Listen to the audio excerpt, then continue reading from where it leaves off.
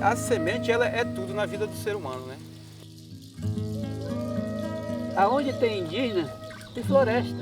E os índios sempre cuidou das suas sementeiras.